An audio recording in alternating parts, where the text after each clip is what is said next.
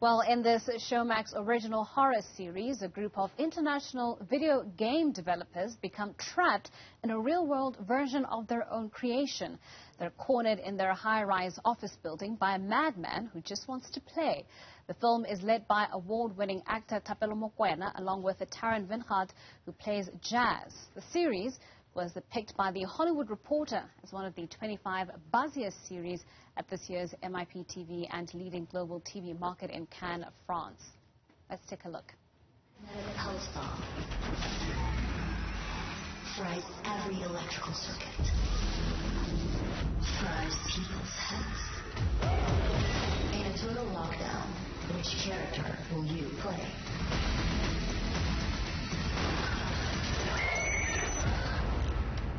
Game's in the box, Jazz. It's done. Hey, we survived. Did we? We'll see. Made too many compromises. Spoken like a true gamer, but welcome to the rather different world of game development. We made some suggestions. We're getting love letters from Eddie now? It's more notes. From the security guy. You've seen those rubber bands at his wrists. He's a package wrapped way too tight. What the hell was that?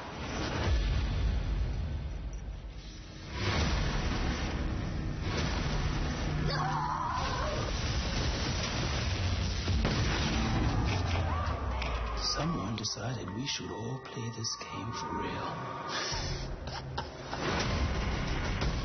This isn't a horror movie, folks. No hiding behind the cushion, under the bedsheet.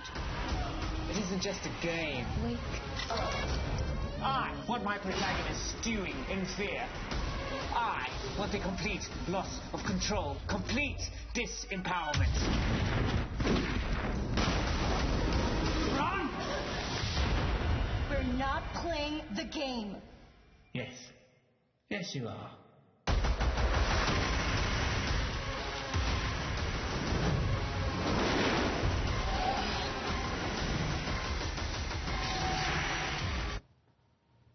Well, we speak now to actress Tarryn Wyngaard and director of Pulse Sallas de Jager. A warm welcome to both our guests. Thank you so much for joining us via video link this morning. Sallas, I want to start with you. I mean, horror is a beloved genre by people who are movie lovers, cinephiles, series watchers. I mean, talk to us about why you wanted to venture into this genre and give it the very unique spin that it has. Good morning, everyone. Thank you for having us. It was, I think it was high time that that especially as South African storytellers that we start venturing in that. We have been over the last few years started dipping our toes, and Showmax has been taking the lead on that. To me, it is such a as a filmmaker, it gives you so much scope to really show emotions, and I think that's also attractive. That's why the genre is so loved by the people who support it. Is that it explores emotions in a whole different way, And in South Africa or in Africa, for that matter, we have for a long time only been sort of doing dramas and political stuff and so forth. And I think that we are ready to make our first move into more genres and hopefully after horror, action and all of that will follow, So it was very exciting to be a part of this sort of new wave and to get the opportunity to do something like this. I mean, Tarryn, just to bring you in, Sallas is talking about how important it was for him as a director to sort of break the mold when it comes to film in South Africa. Your character, Jazz, does that in her own way as a female gamer. She's breaking the mold. Because for a lot of people, I don't think they associate the gaming world with women. And yet there are so many women in that industry, in that sector, not only as gamers, but creating some of the games and, getting out there and selling, the gaming to individuals and consumers and the like. So just talk to us about you playing that character and what it meant to you to play a character like that. Good morning. Yes, thank you again for having us. It was a wonderful opportunity to play a woman in the world of STEM. She is a leader in her field. And not only is that, not so unusual being as a game developer, but also she's a leader of men.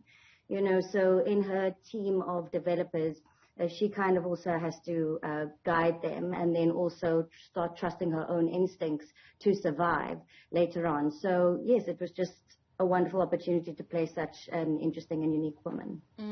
And is horror something that you normally gravitate towards, or was it the first time that you were also dipping your toes in a genre perhaps that you wouldn't ordinarily, play in?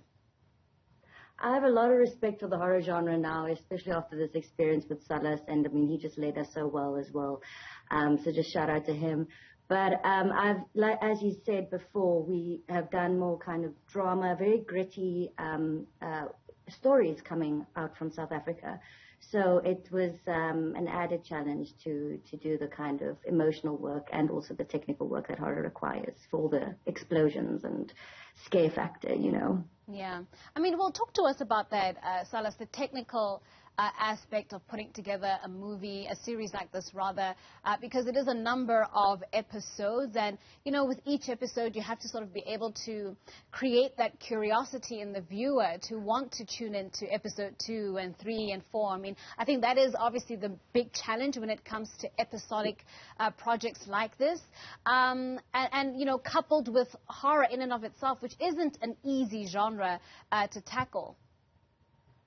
No, it's definitely a sort of leap of faith that one has to take. I think, starting with the start of your question, the technical aspects is quite something, because what we did was a sort of a mix of in-camera effects and then obviously special effects. So what was from a director and performance kind of way, what was very important is that the actors knew their characters extremely well and from, exactly how they would react, because a lot of the times, especially with the VFX elements, they have to imagine what it would look like afterwards. So, we took a lot of time to make sure that all the actors, and they were wonderful, all of them, get into the skin of that person that they play. And I think that is the important thing, all the other technical stuff, which are a lot of fun, but the other thing as well that people don't often think about is to do all those special effect makeup takes a lot of time to do it properly and to make it look realistic. So, it takes a whole different way of planning your day. For example, sometimes something will happen, or somebody gets stabbed or something like that, for example, and that would take an hour of resetting makeup and then taking. So it takes a lot of it out of the performers, because they still have to be sort of in their heads in that sort of scary moment where one of the compatriots got hurt. And then we have to wait for an hour, then set it up again. So it takes it's a very exhausting emotional experience to sort of mix the performance part with the technical part of horror survival. Yeah. I mean, well, talk to us about that, Jazz, being, the lead on this horror series, but also being, a woman leading this group of men, and as you mentioned, having to rely on your instincts, etc., to kind of get everybody out of this challenge that they find themselves in.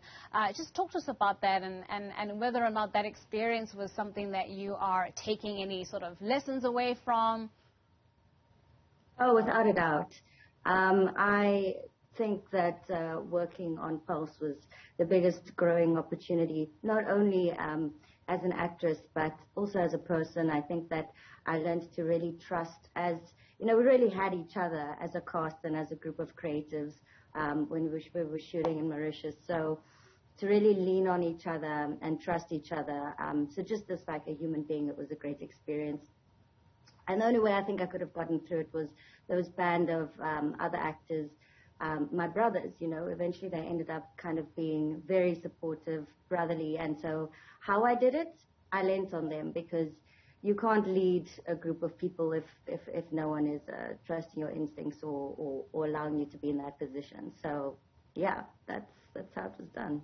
Yeah, you know, we hear a lot from artists and writers and directors and creatives, essentially, who are often trying to, you know, push the limits of what is known in South Africa's entertainment world and industry. And Sallas, you mentioned that, you know, horror as a genre isn't necessarily something that South African creatives gravitate towards. I mean, what's your hope in creating a series like this, you know, with such talented actors and actresses as the cast, with, you know, the latest in technology and trying to get the best, you know, effects onto the screens? I mean, is it your hope that you'll drive that interest and demand for more local content of this nature? I think what we're striving for is a balance in terms of content. You know, I think there is we have all been, you know, we often forget that, you know, our industry as a sort of competitive high-end industry has only sort of rebooted itself about 10 or 15 years ago, you know, so we're all learning a lot, you know, and opportunities like these are sort of a first step in learning how to do it better, you know, every time. So I think that is so yes, I would definitely hope that this is the start of it. But as I say, I always sort of plead for balance, you know, because everybody doesn't like everything. But and I absolutely believe that we are now more than capable of doing everything over here. And I think the biggest thing that we have to allow ourselves and that, you know, a shout out to especially the South African public is they keep on watching, and that this allows us all to grow step by step. I mean, this was such a unique experience, you know, filming this during the pandemic, with really going to Mauritius in the end, working with a full international group of people that all speak different languages. There's French people on the island, and all of us coming from South Africa, bringing our own diversity. And the cool thing about, you know, I always believe that if you can get the right bunch of Africans together, you can accomplish anything, you know. And this was really hard, you know, without going into, I don't have to explain, everybody went through the pandemic. To put a production like this where you've got 100 crew members and, you know, a cast of almost 50 people, testing every day and making sure that everybody stay healthy and getting the job done was an extraordinary feat. And you know, coming back to the point, if you can get the right Africans together, you can accomplish anything. Well, congratulations on the series airing on Showmax, and thank you so much to both our guests for joining us there. That was actress Tarryn Wyngaard and director of Pulse Sallas de Jager.